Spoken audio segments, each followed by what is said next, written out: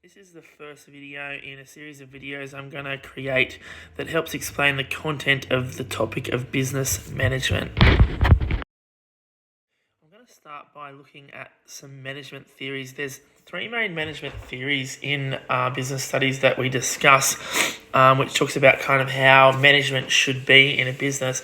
But before I talk about the different theories, you need to know what a theory is. So a theory is a well-substantiated explanation of some aspect of the natural world that is based on a body of evidence that has stood up to repeated testing and scrutiny. And a good theory has an explanation, it's evidence-based, it's testable and falsifiable, which means that you can test the theory, and if there is a problem with it, you can realize that it's that it's not right. So that's what we mean by falsifiable. It's predictive and it evolves over time. When more theories and more research and development happens, theories can develop and change. The first management theory that we look at in the business management topic is called the classical approach theory. Okay, and this is kind of one of the older theories, and it focuses on the production line method of manufacturing and wanted to find one best way to perform and manage tasks. It's about getting the production done efficiently, quickly, and all about kind of just making sure that production is going to work.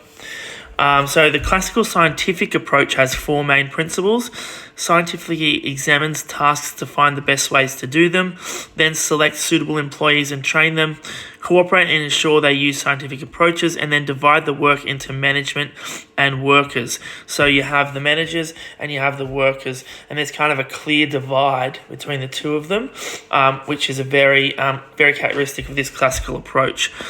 One of the big underlying factors of the classical approach was that there was a belief that there was a poorly skilled workforce that could be trained to do simple jobs, and also there was a belief that their main motivation was to avoid work. So they saw the employees as in a very kind of negative light, where they had a motivation not to work, and that they were poorly skilled, and that they should be trained in simple jobs along the production line. The classical approach had two kind of main ideas within it. So we had the classical scientific approach, which was in the previous slide, and then the classical bureaucratic approach, which looked at bureaucracy as the most efficient form of an organisation.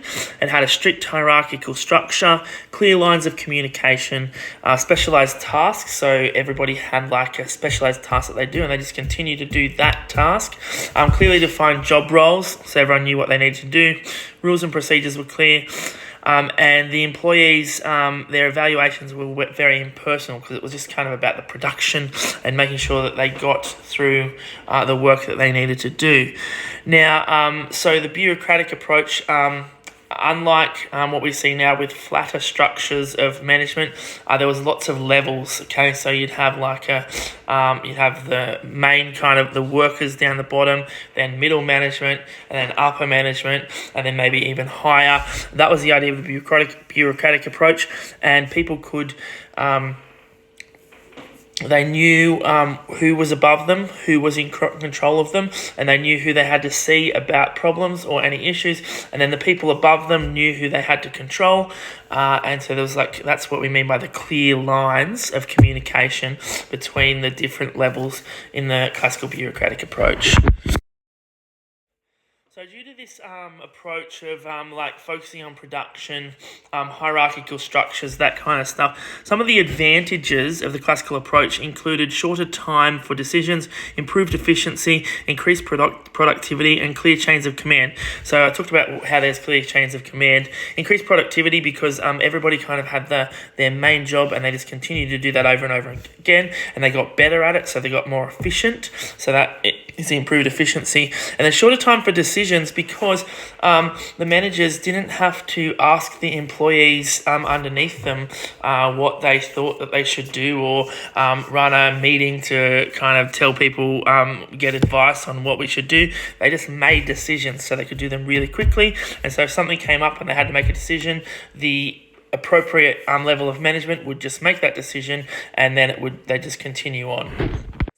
disadvantages included that repetitive tasks can lead to boredom. So people would continually just be doing the same tasks, and that can lead to boredom. So that would also lead to less job satisfaction, higher turnover employees because they just didn't want to be at work because no one wants to be in a boring job. It discouraged creativity because they were doing the same thing. They weren't encouraged to think out of the square, and inflexible, less able to adapt to change. So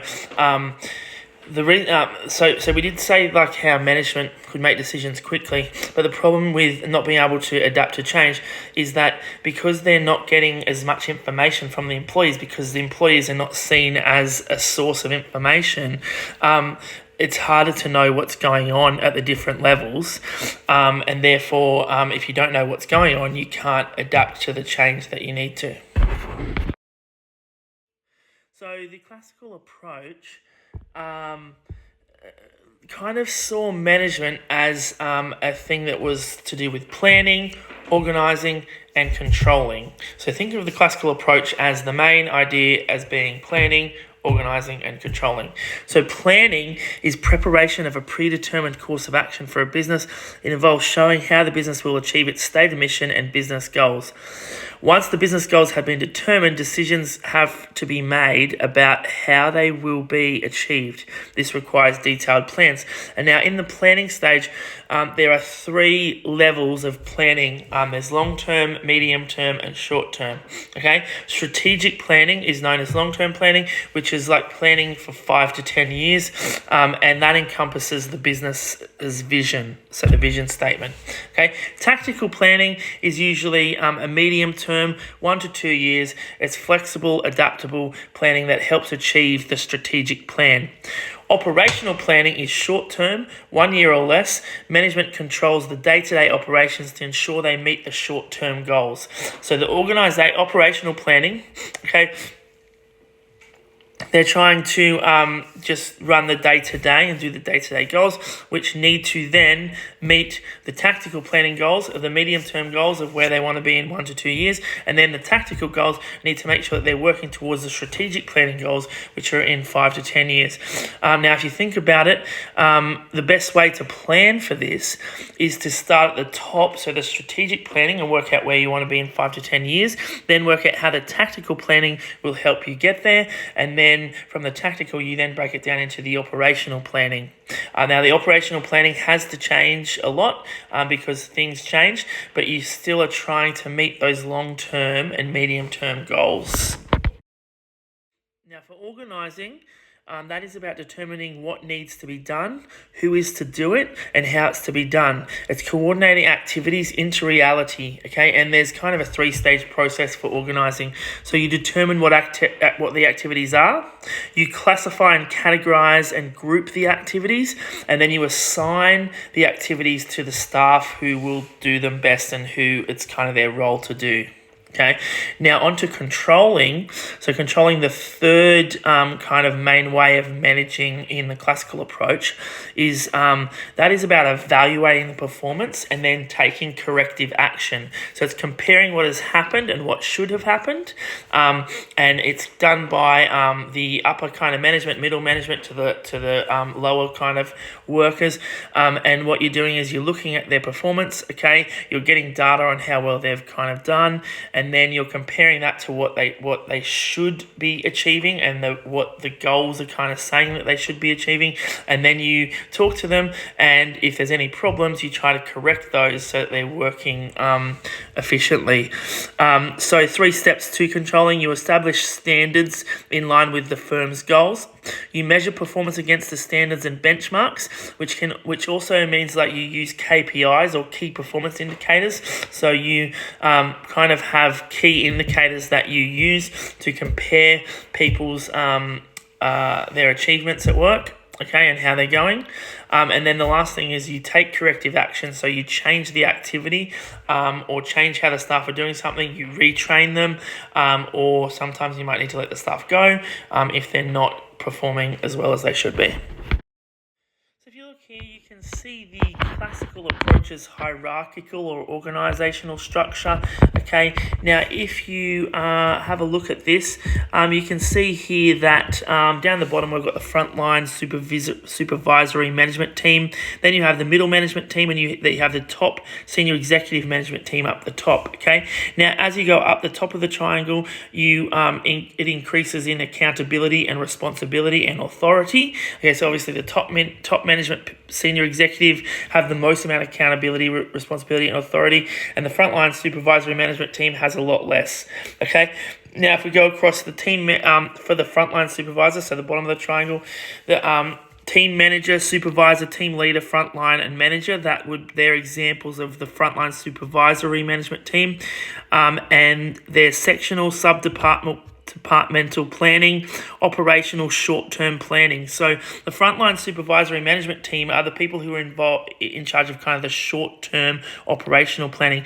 Middle management are like the department heads, division heads, plant managers, store managers. Okay, they're like the departmental divisional objectives, and they're looking at the tactical planning elements, so the medium term. So they're kind of looking at how they can achieve the medium goals and making sure that the frontline supervisory management team know what the medium-term goals are, so that then the supervisory people can work on their operational planning. Okay, now the top management are like the board of directors, the CEO, the managing director. They're in charge of the vision statement and the strategic long-term planning. Okay, so that is an example. Now, if you use school as an example of this organisational structure, you could possibly say that the head teachers are like at the green, the deputies are like at the red, and the purple is like the principal. Okay, so top management level. Okay, but then also in the school structure, you've got people higher than the principal as well. So then you go up into even higher management. Now, in the classical approach, it has a more autocratic leadership style. Okay, so if you have a look at that little arrow there, you can see that autocratic or authoritarian leadership styles have a high task and low process orientation. Management makes decision and tells the staff what to do. Okay, and then as you go further toward the participative or democratic leader, you start to kind of have that less of that structure and that controlling and telling what to do, and it's more about working with people as a team. So as you go down the line, you can see managers make decisions and invites questions is not autocratic, but on the way towards participative and or democratic. Then a bit closer to participative or democratic is management presents problems, asks for suggestions and makes decisions. And then the participative right at the end is management presents problems and staff and management work together to make the decisions. Okay, and if we look at the table here, autocratic decision making, they make all the decisions. Control, it's centralized, so the managers at the top control all activities, so that's what centralized means. Staff participation expects employees just to follow the orders. Okay, communication is from top down, not interested in what the people underneath have to say. Motivational methods, external, so the people who are working there are just working for rewards and to avoid sanctions. Okay, workplace example might be a military officer during wartime or times of crisis. Also, autocratic authoritarian are more likely to be in production kind of centres. That's where that leadership style happens to be. And as I said, the classical approach uses the autocratic or authoritarian management style more so. Now, we're about to look at the behavioural approach now, and that is more a participative or democratic manager. And so if we look at what that means for these in this table, for decision-making, participative, they consult with their employees and ask for suggestions, and then they decide. For controlling, they share the decisions they're making with employers. For staff participation, they have a high level of employee empowerment. Communication is two-way, so they listen to the people who are underneath them. Motivational methods are more internal, so about sense of fulfillment and satisfaction. And a workplace example, professional organisations, intellectual abilities or employees are similar or complementary. So that is the table of the participative or democratic manager and what that means. And so that is more of the behavioural approach. Autocratic is the classical approach. Now, the second management theory is what we call a behavioural approach theory, okay? And this is a theory where people should be the main focus of the way the business is organised. It uses the Hawthorne effect, which is the idea that meeting an employee's social needs has an impact on productivity. So it was more about kind of looking after the employee and making them feel like they're actually valued for what they do. Okay, so as part of that, the advantages mean that we have an increased empowerment of employees. They can take ownership of their work.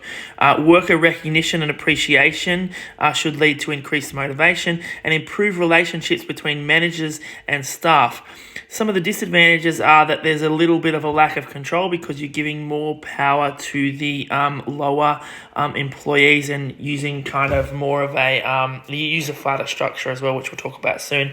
Powerful people can disrupt the process. So if there's powerful people in the kind of lower levels, they can disrupt the process. Communication is no longer top-down, so confusion may arise. So when there's not kind of clear top-down communication, you can get some confusion. And it's difficult to accurately predict what employees' behaviours are going to be when they kind of have more of a say on how to do things and what direction the company might want to go in. Now, instead of seeing management as planning, organising and controlling like the classical management theory, the behavioural approach sees management as more of leading, motivating and communicating. So leading means is different to like controlling and planning in the sense that it's more kind of a motivational thing, okay? And they do talk about some managers can manage, but they're not always good leaders. And so in the behavioural theory, you want to have leadership. So leading is influencing or motivating people in the business to work to achieve the business objectives. Leaders display empathy and have good listening skills. They're less effective leaders focus on deadlines and controlling. So if you're leading, you're not kind of focusing on the deadlines and controlling. You're more focusing on getting the people motivated. Managers are not always good leaders. So it's important to know that managers aren't always good leaders. Leadership is a different quality. Now, motivating. Managers using behavioural approach use motivational techniques, including monetary and non-monetary. Okay, so they're trying to motivate people in monetary ways, but also in non-monetary ways. Motivation can include trust, respect, positive reinforcement, enhancing self-esteem, and rewards. And the other one is communication.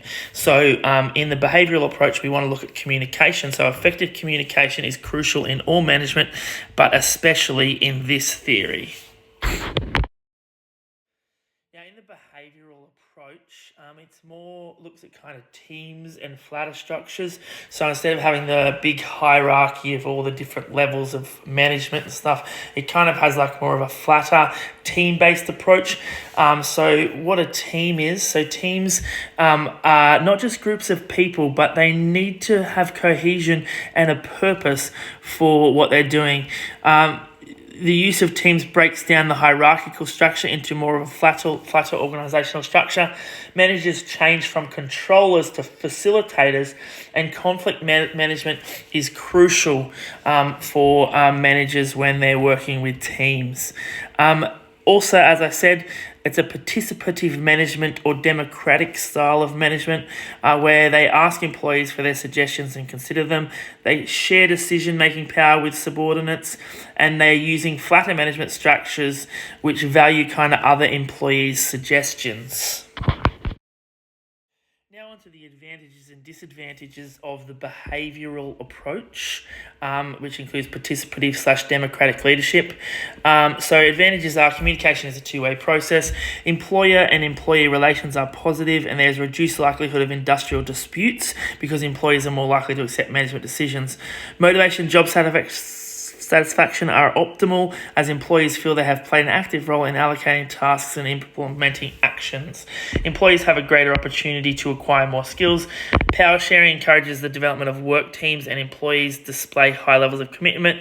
There is high level of trust, often resulting in improved employee performance. Some of the disadvantages though, reaching decisions and introducing tasks can be time consuming with differing views having to be considered. The quality of decisions may also suffer because compromises are made rather than decisive, clear directions. The role of management and the control of the manager may be weakened and undermined with employees given too much power. Internal conflict can arise with so many views and opinions being shared. The importance of the organisational structure may be minimised, leading an informal system that could result in complete collapse in the management, and not all employees want to contribute either. And now the third theory is the contingency approach. So this approach emphasises the need for flexibility and adaptation. Each situation requires its own solutions. Management is continually evolving and requires problem-solving skills.